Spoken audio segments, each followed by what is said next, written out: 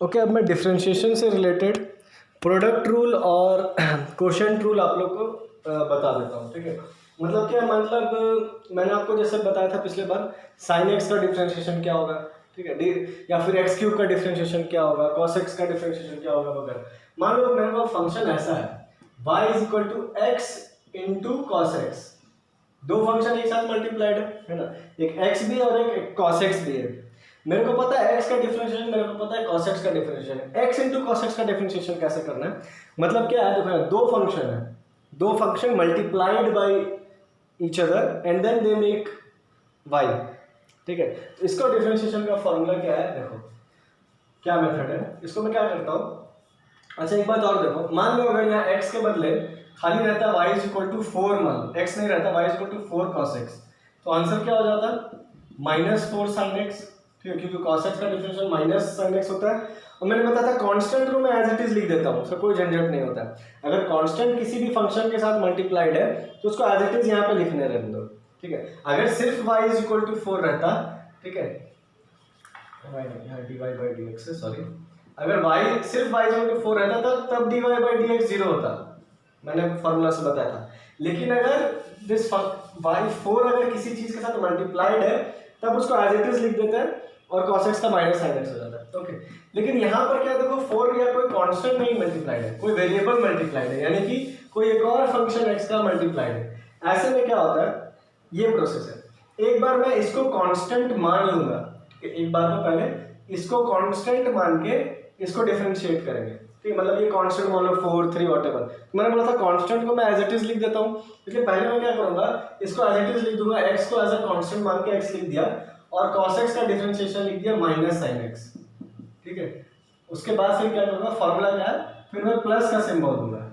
ठीक है, प्लस, अब मैं इसको कांस्टेंट मान लूंगा।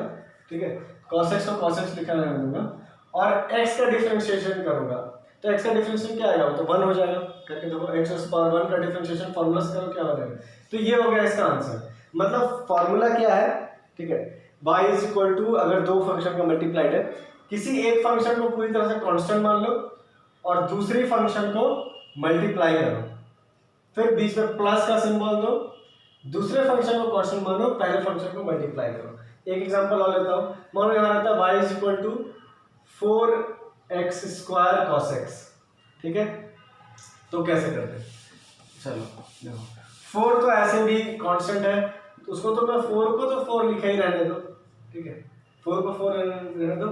अब पहले क्या करेंगे, मैंने बोला, ठीक है, इसको 4 को मेरे को पता है 4 कंप्लीट के साथ में मल्टीप्लाई करके ऐसे लिख सकता हूँ, तो मैंने बोला जो कांस्टेंट उसको तो एज इट इज लिख सकते हैं और अंदर फिर होता है, तो 4 को चलो पहले लिख देता हूँ, अब अंदर क्या करता हूँ, मतलब मेरे को करना है x स्क्वायर cos x का। तो मैंने क्या बोला, पहले किसी एक फंक्शन को कांस्टेंट मान लो, दूसरा को डिफरेंशिएट करो, तो क्या आएगा, x स्क्वायर को कांस्टेंट मान लो, cos x का डिफरेंशिएशन का फार्मूला होता है माइनस sin x, तो हो गया माइनस sin x। फिर मैंने बोला था, फिर बीच में फार्मूला में प्लस है।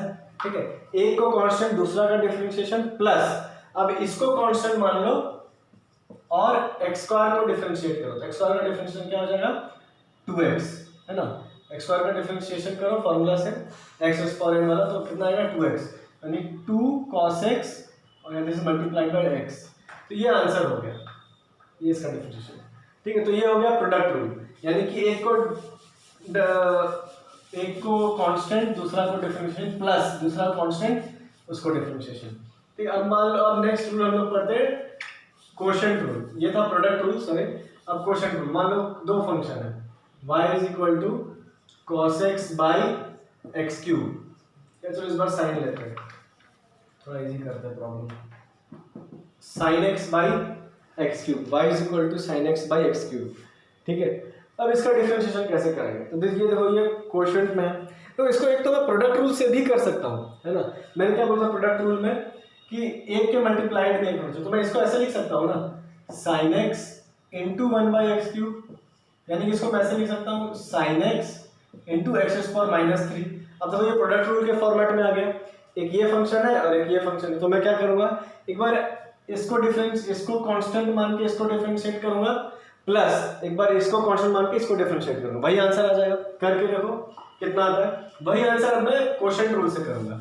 ठीक है, आप लोग ये प्रोडक्ट रूल वाला खुद से करना, क्वोशिएंट रूल से ये क्वेश्चन कैसे करते हैं, चलो मैं एक्सप्लेन करता हूँ, ठीक है। क्वोशिएंट रूल से ये क्वेश्चन कैसे करते हैं, तो फॉर्मूला क्या है क्वोशिएंट रूल का, ठीक है। एक सेकंड, मार्कर में थोड़ा इंक भर लेता हूँ पहले, तो 2 मिनट का बस बचा है। हाँ ओके,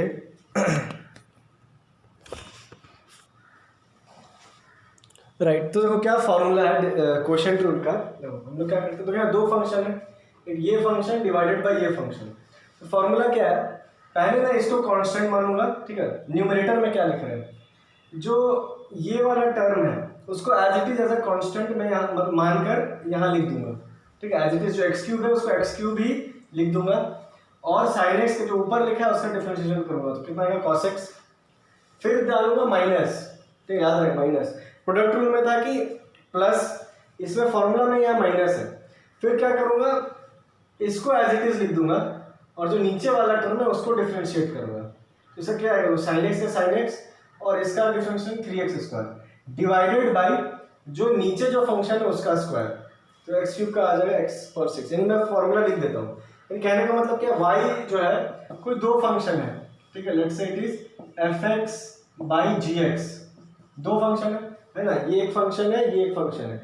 तो फॉर्मूला क्या है, एक बार gx को gx लिखे रहने दो और fx को डिफरेंशिएट करो, यानी f डैश x निकालो, फिर माइनस, ठीक है, माइनस fx को fx लिखे रहने दो और इसको डिफरेंशिएट करो, यानी g dash x divided by ये जो gx फंक्शन है नीचे का जो फंक्शन है उसका उस कंप्लीट फंक्शन का होल स्क्वायर, ये हो गया फॉर्मूला, ठीक है।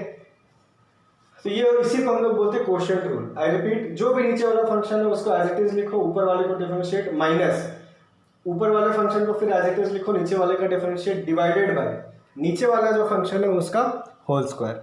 तो this is the formula for quotient rule of differentiation. And similarly अभी जो मैं प्रोडक्ट रूल बताया था, ठीक है, प्रोडक्ट रूल से ही ये आता है एक्चुअली, ठीक है। प्रोडक्ट रूल मैं कैसे लिख सकता हूँ, मैंने इस फॉर्मूला के हिसाब से नहीं लिखा था, तो ये हो गया फॉर्मूला फॉर क्वोशिएंट रूल।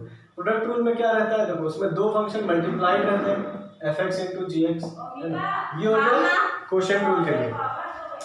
क्या कर रही है, ठीक है, ये हो गया क्वोशिएंट रूल। प्रोडक्ट रूल में क्या होता है, पहले एक फंक्शन को कांस्टेंट मान लेते हैं, दूसरा का डिफरेंशिएट, प्लस दूसरा को कांस्टेंट मान लेते हैं, पहला का डिफरेंशिएट, ठीक है। तो ये हो जाता है प्रोडक्ट रूल। तो ये दोनों रूल्स है। तो प्रोडक्ट रूल, क्वोशिएंट रूल और चेन रूल का मिक्स्ड प्रॉब्लम भी आ सकता है, ठीक है। तो आप लोग को वहां पर बस स्टेप वाइज सोचते रहना कि ये फंक्शन क्या है, कैसे होगा, सॉल्व होगा, ओके। तो ये इस तरह से यहाँ पर डिफरेंशिएशन के सारे बेसिक फंडास मैंने आपको बता दिए। लिस्ट ऑफ फॉर्मूलाज आप लोग को मिलेगा, उन्हीं में ये सब फिर आप लोग को ऐसे स्टेप वाइज प्रोसीड करना है। तो दैट्स ऑल अबाउट डिफरेंशिएशन, इतना ही जरूरत है फिजिक्स पॉइंट ऑफ व्यू से, ओके।